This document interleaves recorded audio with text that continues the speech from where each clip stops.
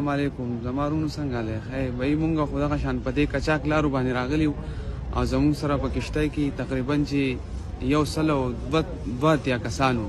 په دې کې مونږ تقریبا چې 253 کسان بچ یو او نور چې کم دي نو غټي غټي فامیلي کورنۍ چې کم دي واړه واړه ماشومان په دې کې غرق شو. زه ته دا سوال کوم چې په دې لارو باندې نور مه راځئ. دا ډېرې ورانې لارې دي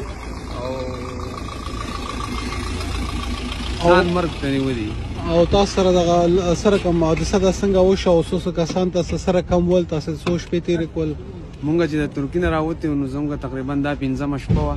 په 5مه شپه باندې چې کوم دی نو کپټن لانچ ولګولو د ځمکې سره ولګېدو او دغه شو دا مات شو.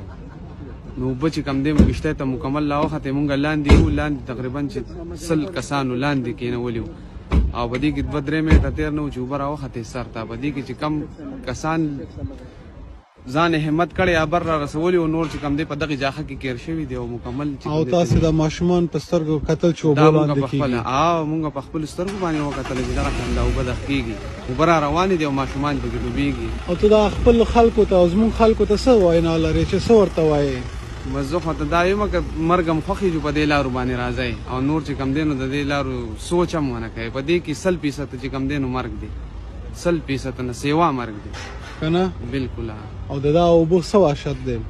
ډېر ښه که نه؟ ډېر زیات ډېر. تاسو د زما د دوستانو کورنۍ سره اورجانه وخت هم تېر کړه؟ 15 ورځې مې د هغوی سره تېر کړې. عثمان هلک سره بله وړه ماشومه وه، دغه شان هم په دې لاس کې لوبولي وو او زموږ سره به د مور د سره به دومره نه و ناست چې مونږ سره به ناست، مونږ سره یو ځای ډوډۍ یو ځای څښاک دا 15 ورځې. او نور خلک هم او نور خلک هم دغه شان فیملیانې وې. دا درته وایم چې د 40 ورځو ماشوم پکې مو 40 ورځو ماشوم پکې او د یو کوره تقریبا چې 18 کسانو ټوله فیملي را روانه وه. په هغې کې صرف 4 کسه زموږ سره بچ دي، اوس په کیمپ کې دي او نور ټول چې کم دي نو غرق شوي دي. ټول لاندې کشتۍ کې غرق شوي دي. او د قاچاقبرانو څه کول؟ تا چې وویل ماته تا چې د قاچاقبرانو کشتۍ وهلو؟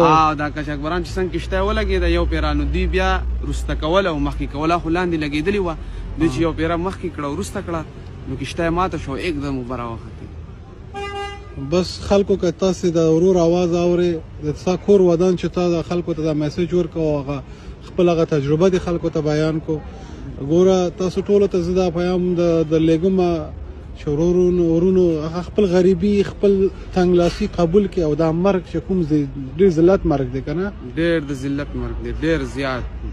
څوک به نه چاته به پلار به ګوري چې اولاد یې اوبو لاندې کېږي او نشي کولی. پلار زوی نشي بچ کولی او زوی چې کوم دی پلار نشي بچ کولی. زه درته څه یم چې دا 18 کورنۍ کې 4 کسان پاتې دي او نور چې کم دي دا 15 ټوټل چې کم دي نو غرق شوي دي. په دې کې د 40 ورځو نه واله تر د 3 کالو 4 کالو او یو پکې د 12 کالو هلک پاتې دي. دا ټول پکې دغه شان مړه دي. کور دې ودان